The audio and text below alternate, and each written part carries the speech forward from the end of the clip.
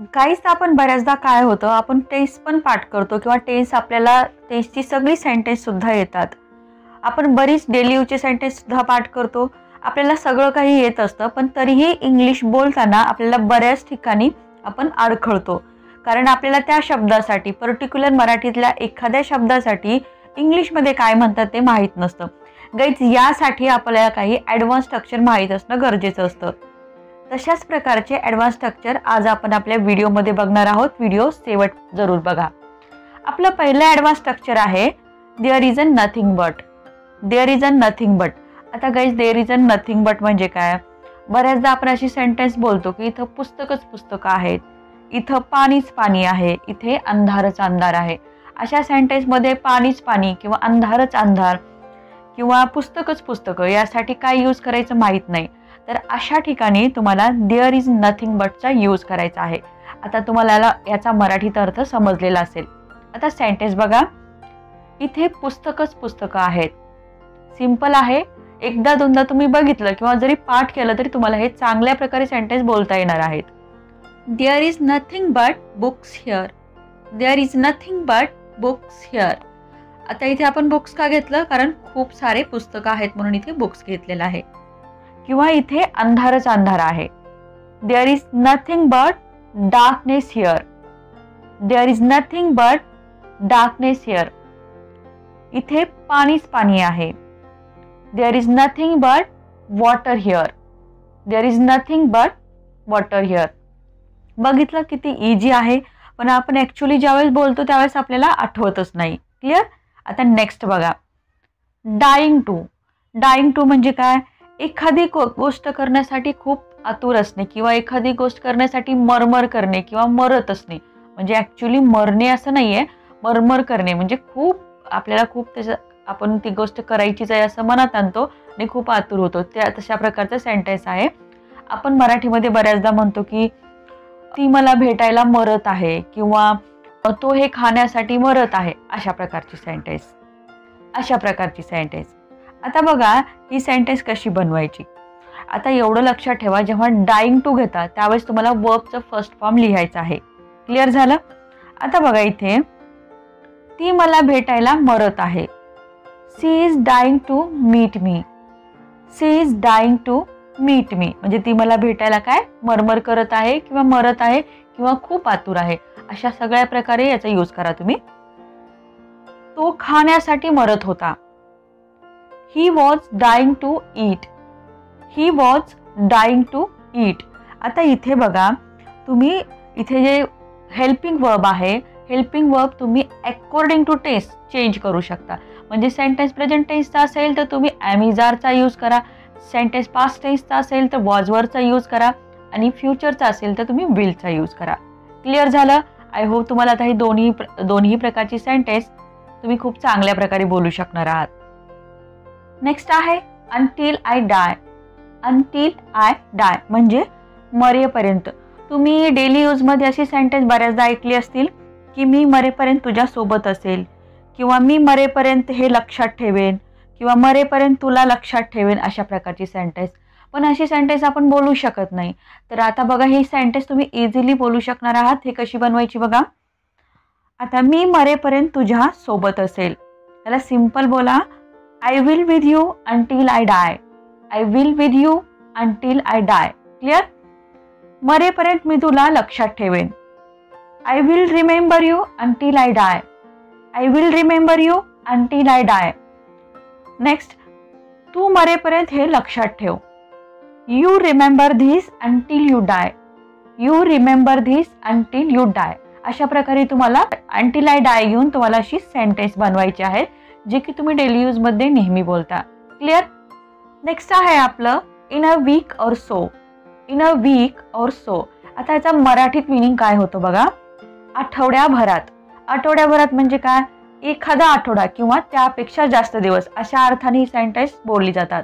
आता ही सेंटेन्स कशी असू शकतात बघा. तो आठवड्याभरात मला उत्तर देईल. मी आठवड्याभरात तिथे येईन किंवा ती मला आठवड्याभरात भेटेल. अशा प्रकारची सेंटेन्स असू शकतात. आता ही इंग्लिशमध्ये कशी बोलायची ते आपण बघूया. तो आठवड्याभरात मला उत्तर देईल. He will answer me in a week or so. He will answer me in a week or so. म्हणजे तो एकाच आठवड्यात असं फिक्स नाही, एक आठवडा पण लागेल किंवा त्यापेक्षा जास्त दिवस पण लागतील. त्या अर्थाने सेंटेन्स बोलली जातात, तेव्हा तुम्हाला इन अ वीक और सोचा यूज करायचा आहे. मी आठवड्याभरात तिथे येईन. I will come there in a week or so. I will come there in a week or so. ती मला आठवड्याभरात भेटेल. She will meet me in a week or so. She will meet me in a week or so.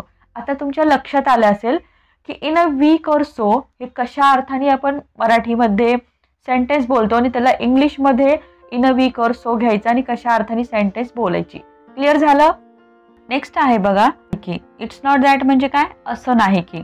आता हे sentence बनवताना एक लक्षात ठेवा, पहिल्यांदा तुम्हाला इट्स नॉट दॅट लिहायचं आहे आणि त्याच्यानंतर तुम्हाला लिहायचं आहे सेंटेन्स. जेही सेंटेन्स असेल, ज्याही टेन्सचं असेल ते सेंटेन्स ॲज इट इज तुम्हाला इथे लिहायचं आहे. याचे एक्झाम्पल बघा. असं नाही की माझं तुझ्यावर प्रेम नाही.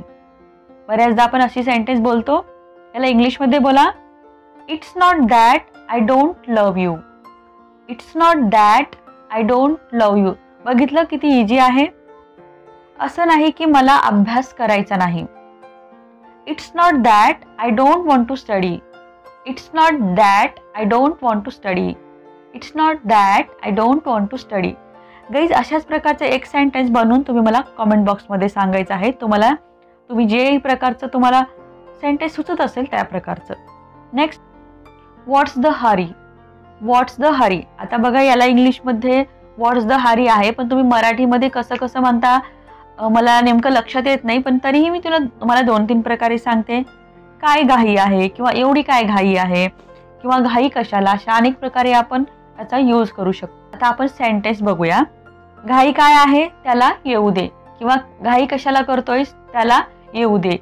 किंवा घाई कशाला, त्याला येऊ दे. अशा कुठल्याही प्रकारे तुम्ही सेंटेन्स बोलू शकता. फक्त तुम्ही कशा प्रकारे म्हणता हे मला तुम्ही कॉमेंट बॉक्समध्ये सांगा. इंग्लिशमध्ये बघायला कसं म्हणायचं. What's the hurry, let him come. What's the hurry, let him come. Easy आहे, पण तुम्ही कोणत्या प्रकारे बोलता. घाई कशाला, काय एवढी काय घाई आहे किंवा एवढं काय आहे, असं कोणतंही तुम्ही जर बोलत असाल तर ते मला कॉमेंट करा. घाई काय आहे, जरा खा. मुलांना आपण नेहमी म्हणतो, अरे घाई काय आहे एवढी, जरा खा. तसं what's the hurry, eat something. What's the hurry, eat something. I hope तुम्हाला समजलेलं असेल.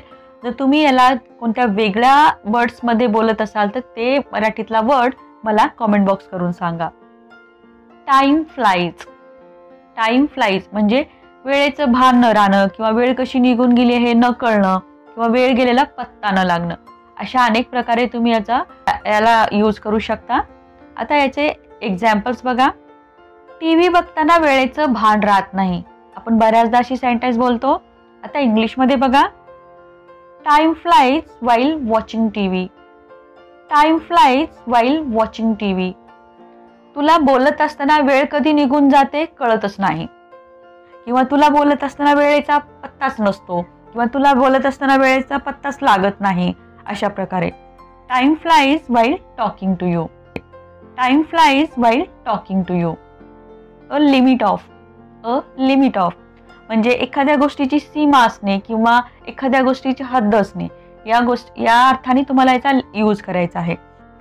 एक गोष्ट लक्षात ठेवा, तुम्ही अ लिमिट ऑफ जेव्हा लिहिता त्याच्यानंतर तुम्हाला वर्बचं ING फॉर्म लिहायचा आहे. बस सेंटेन्समध्ये तुम्ही याचा यूज करू शकता. आता कसं करायचं बघा. प्रत्येक गोष्टीची एक सीमा असते. There is a limit of everything too. There is a limit of everything too. जेवणाची पण सीमा असते. बोलतो आपण बऱ्याचदा. There is a limit of eating too. There is a limit of eating too. रागवण्याची पण सीमा असते. There is a limit of scolding too. किती इझी आहे बघा आणि तुम्ही किती चांगल्या प्रकारे हे आता डेली यूजमध्ये यूज सुद्धा करणार आहात. नेक्स्ट आहे if you insist. If you insist म्हणजे काय, तू एवढा आग्रह करतोस तर. आपण बऱ्याचदा म्हणतो अरे तू एवढा आग्रह करतोस तर मी येतो. तू एवढं बोलतोस तर मी खातो. अशा प्रकारे याचा यूज करायचा आहे. पहिल्यांदा इफ यू इन्सिस्ट लिहायचं आहे, त्याच्यानंतर सेंटेन्स जे आहे टेस्टचं असेल जसंही असेल ते तुम्हाला लिहून काढायचं आहे. तू एवढा आग्रह करतोयस तर मी येतो. If you insist I will come. If you insist I will come. तू एवढं म्हणतोयस तर चल आपण बघूया. If you insist let's go and check out. If you insist let's go and check out. अशा प्रकारेचा यूज करा. नेक्स्ट आहे